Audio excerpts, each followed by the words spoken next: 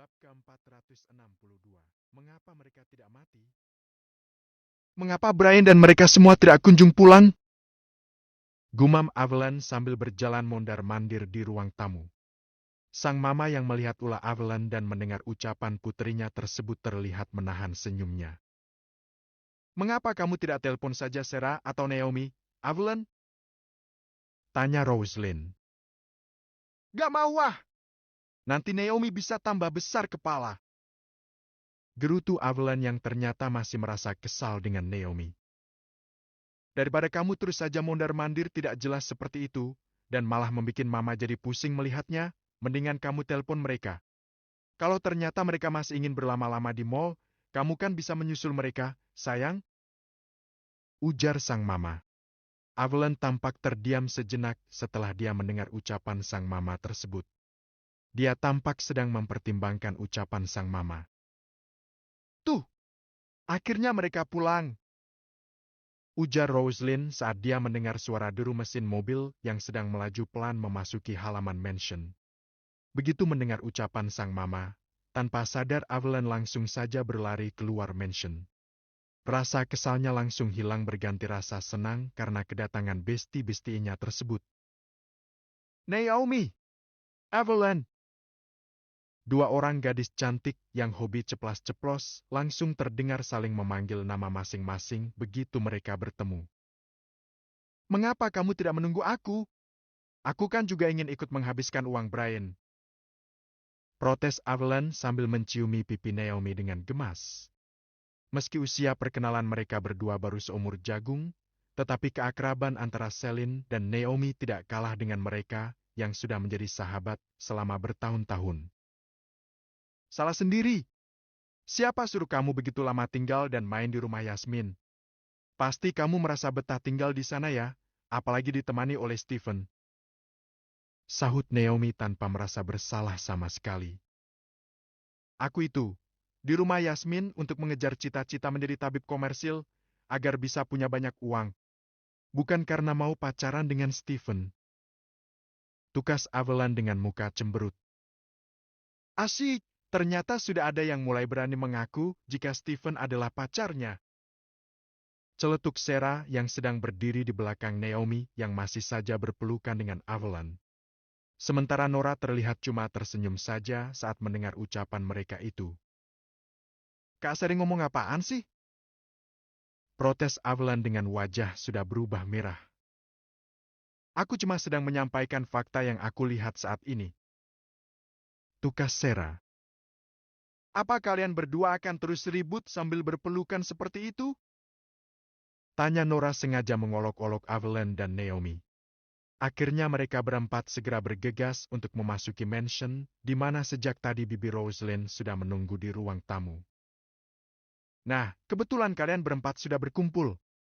Bibi ingin kalian mencoba gaun yang sudah Bibi siapkan, terutama untuk Nora dan Naomi. Ujar Rosalind saat melihat para gadis memasuki ruang tamu sambil bercakap-cakap.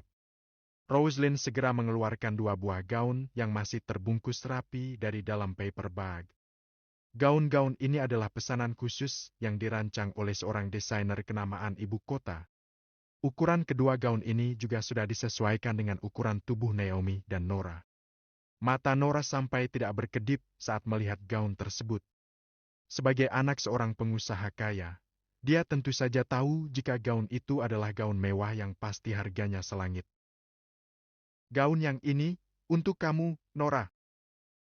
Ujar Bibi Rosalind sambil memberikan sebuah gaun yang baru saja dia buka, setelah dia lebih dulu mengecek ukurannya. Bagus sekali gaunnya, terima kasih Bibi Rosalind. Ucap Nora sambil memandangi gaun yang sesang dia pegang dengan kedua tangannya tersebut.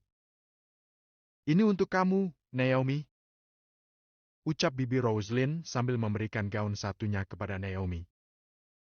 Iya Bibi, terima kasih.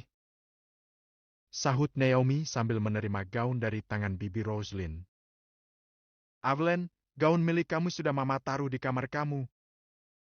Ujar Rosalind. Nah sekarang kalian bertiga segera masuk ke kamar kalian masing-masing untuk mencoba gaun tersebut. Setelah itu kalian kesini lagi setelah mengenakan gaun tersebut. Bibi ingin lihat apakah masih ada yang kurang dengan gaun-gaun itu? Sambung Bibi Roslyn. Baik Bibi Roslyn, sahut Nora. Mereka bertiga segera pergi ke kamar masing-masing. Lebih kurang 15 menit, kemudian mereka bertiga sudah tampak kembali ke ruang tamu dan berdiri di depan Roslyn. Kok gaun ini bisa begitu sesuai dengan ukuran tubuh aku? Gumam Nora terheran-heran.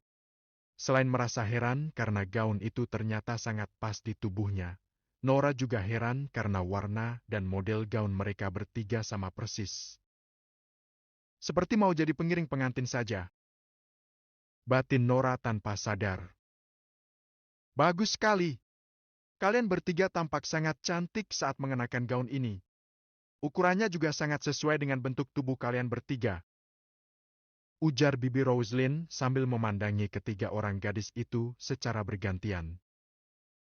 Bibi, mengapa Sarah tidak ikut mencoba gaunnya juga? Tanya Nora penasaran. Gaun Sarah belum selesai. Sahut Bibi Roslyn sekenanya. Ternyata belum selesai. Gumam Nora sambil memandang ke arah Sarah yang tampak sedang tersenyum kecil. Kalau Bibi Roslyn menunjukkan gaun milik aku kepada kamu, pasti kamu akan langsung bisa menebak kejutan seperti apa yang ingin aku tunjukkan kepada kamu saat acara nanti, Nora. Gumam Sarah dalam hati. Sementara itu, di kantin rumah sakit internasional di kota Rhodes, tampak Nancy sedang bercakap-cakap dengan Charles sambil menunggu pesanan makanan mereka. Charles, aku senang sekali jika ingatan Mama benar-benar bisa pulih seperti sedia kala. Tetapi aku juga takut jika akhirnya Mama harus duduk di kursi pengadilan untuk bertanggung jawab atas semua kejahatan yang dia lakukan. Apa mungkin Mama masih bisa terbebas dari tuntutan hukum? Ucap Nancy yang ternyata sudah mencari tahu konsekuensi yang akan dihadapi oleh Florence ketika ingatan Florence sudah benar-benar normal. Charles tampak berpikir sejenak sebelum akhirnya menjawab pertanyaan Nancy tersebut dengan sangat hati-hati. Kamu jangan berpikir terlalu jauh dulu, Nancy. Asal kamu tahu, setelah Tuan Wilson mengetahui jika mama kamu terkena gangguan mental, Tuan Wilson dan Nona Sarah sudah tidak berniat lagi untuk melanjutkan tuntutan hukum mereka kepada Nyonya Florence. Meskipun sampai hari ini, Tuan Wilson belum mencabut dan membatalkan tuntutannya yang sudah masuk di pengadilan. Sahut Charles. Tuan Muda akan coba berbincang dengan Tuan Wilson terkait masalah itu. Dia akan meminta izin kepada Tuan Wilson untuk mencabut tuntutan itu. Aku yakin, saat Tuan Wilson mengetahui jika mama kamu sudah benar-benar menyesali perbuatannya, dia pasti akan memberi izin kepada Tuan Muda untuk mencabut tuntutannya. Sambung Charles. Aku sangat takut jika mama akan kembali berlaku nekat saat dia tahu jika dia akan dipenjara dalam waktu yang lama setelah ingatannya pulih kembali. Gumam Nancy. Aku akan berusaha sekuat tenaga agar hal seperti itu tidak sampai terjadi. Tukas Charles. Brian, sepertinya mereka berasal dari kelompok yang sama yang waktu itu mengacau di Rhodes. Motif militer pada pakaian mereka sama persis. Bisik Scott yang saat ini sedang bersembunyi di atas pohon bersama Brian. Mereka berada sekitar 150 meter dari tenda para tentara bayaran. Terlihat ada 5 orang yang sedang duduk-duduk di luar tenda sambil bercakap-cakap. Brian tidak segera menanggapi ucapan Scott tersebut karena dia sedang berkonsentrasi untuk berusaha mendengarkan apa yang sedang dibicarakan oleh orang-orang yang duduk di luar tenda tersebut. Cukup lama Brian terdiam sebelum akhirnya dia berkata, "Kamu benar, Scott. Mereka adalah anggota tentara bayaran yang sama dengan yang kita lumpuhkan waktu itu.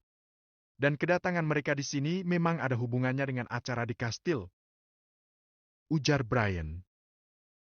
"Apa yang akan kita lakukan sekarang?" Tanya Scott. "Bereskan mereka." Sahut Brian singkat. "Oke." Tukas Scott. "Kamu bereskan yang di luar tenda. Sementara itu, aku akan menyelinap masuk ke dalam tenda." Sambung Brian. Baru saja Scott mau membuka mulut untuk bertanya kepada Brian apakah mereka semua harus ditangkap hidup-hidup ataukah harus dibinasakan, tetapi Brian sudah keburu berkelebat dan lenyap dari hadapan Scott. Dasar Brian! Main kabur seenaknya saja. Gerutu Scott sambil meloncat turun dari pohon besar tempat dia bersembunyi. Begitu kakinya mendarat di atas tanah, Scott segera mengambil sepotong ranting kering dan melemparkannya dengan sekuat tenaga ke arah rimbunan pohon di depannya, sehingga menimbulkan suara berisik yang cukup keras. Scott juga sengaja berdiri di tempat yang agak terbuka agar bisa dilihat oleh orang-orang yang sedang duduk di depan tenda tersebut. Dia berniat untuk memancing orang-orang itu untuk menghampirinya.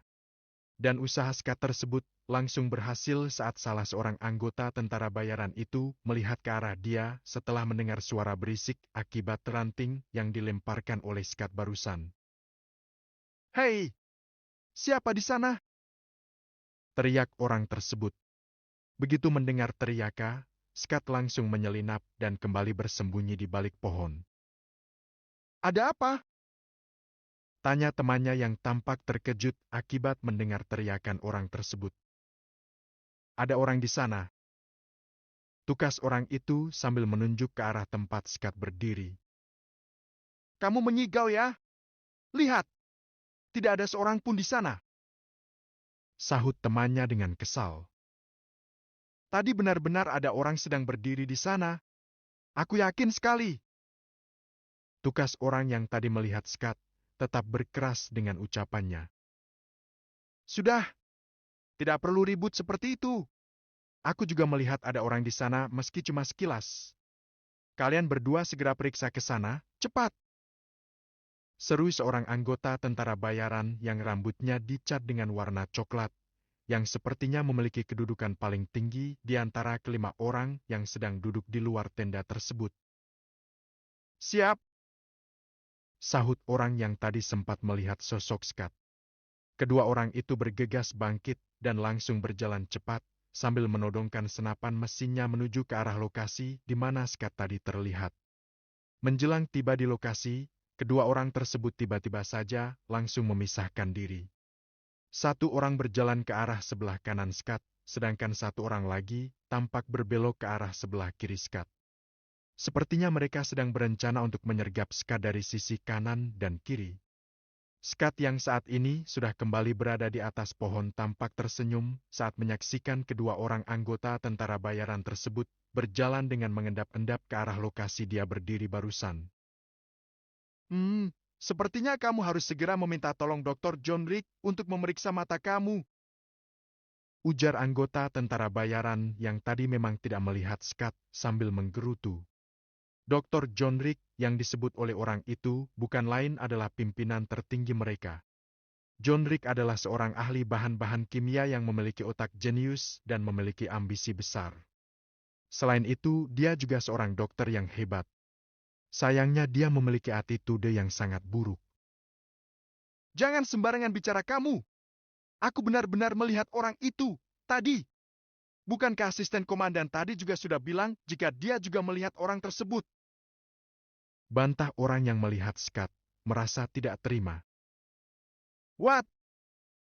Baru saja orang tersebut selesai berbicara, Scott tampak meloncat turun dari atas pohon dengan sangat cepat. Tangan Scott langsung bergerak dengan cepat sekali merampas senjata mesin otomatis di tangan kedua orang tentara bayaran itu sebelum mereka menyadari kemunculannya. Begitu kakinya menyentuh tanah. Tidak berhenti sampai di situ, Scott juga segera menganyunkan kakinya. "Biug!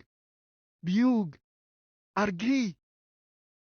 Kedua orang tentara bayaran tersebut langsung menjadi tertahan saat tendangan beruntun Scott dengan telak menghajar tubuh mereka berdua. Brukek!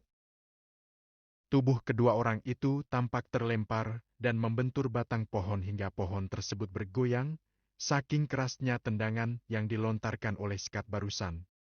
Scott memang berniat untuk segera membereskan bagiannya. "Dua orang sudah tumbang, tinggal 3 orang lagi," gumam Scott sambil berniat untuk kembali memancing ketiga orang yang masih berada di dekat tenda untuk datang menghampiri dirinya. Mau kemana kamu, bangsat?"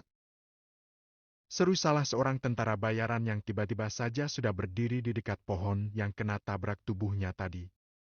Tentara bayaran yang satunya lagi tampak juga sedang berusaha bangkit dan sejenak kemudian dia juga berhasil bangkit dan langsung memandang ke arah Scott dengan penuh ancaman.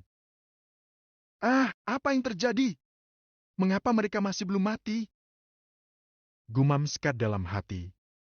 Tampak ekspresi bingung dan kaget serta heran tergambar jelas di raut wajah Scott. "Hei, hei, hei! Tidak semudah itu untuk membunuh kami, bangsat!" Teriak tentara bayaran yang baru saja bangun sambil menerjang ke arah Scott dengan pisau komando yang tahu-tahu sudah berada dalam genggaman tangannya. "Gila! Mengapa mereka berdua seperti tidak terpengaruh dan tidak merasakan sakit sama sekali?" Batin Scott sambil meloncat mundur untuk menghindari sabetan pisau komando yang mengancam lehernya. Scott tidak bisa berlama-lama lagi untuk berpikir karena tentara bayaran yang satunya lagi juga sudah mulai ikut menerjang ke arahnya sambil menusukkan pisau komando di tangannya ke arah dada Scott. Scott bergegas menggeser tubuhnya ke samping sedangkan tangannya segera mencengkeram ke arah depan dengan sangat cepat. "Cep! Argi!" Kuku-kuku jari tangan Scott langsung menancap dengan sangat kuat di pergelangan tangan yang memegang pisau tersebut. Orang itu langsung menjerit keras saat Scott memperkuat cengkeramannya hingga akhirnya pisau di tangan tentara bayaran itu terlepas dan jatuh ke tanah. Dengan sekuat tenaga Scott menarik tangan orang tersebut dan melemparkannya ke arah batang pohon terdekat.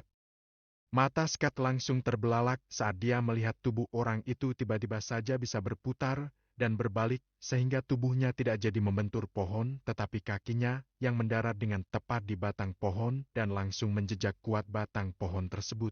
Sebelum kemudian tubuh orang itu mencelat kembali menerjang ke arah Scott yang masih tampak tertegun. Sementara dari arah belakang Scott, pisau dari tentara bayaran yang satunya meluncur dengan sangat cepat mengancam punggung Scott. Mengapa mereka malah terlihat semakin bertambah kuat setelah terluka parah seperti itu? Batin Scott sambil mengayun kakinya dan secepat kilat meloncat tinggi ke udara untuk menghindari serangan kedua orang tentara bayaran yang penampakannya sudah mirip Jambi tersebut.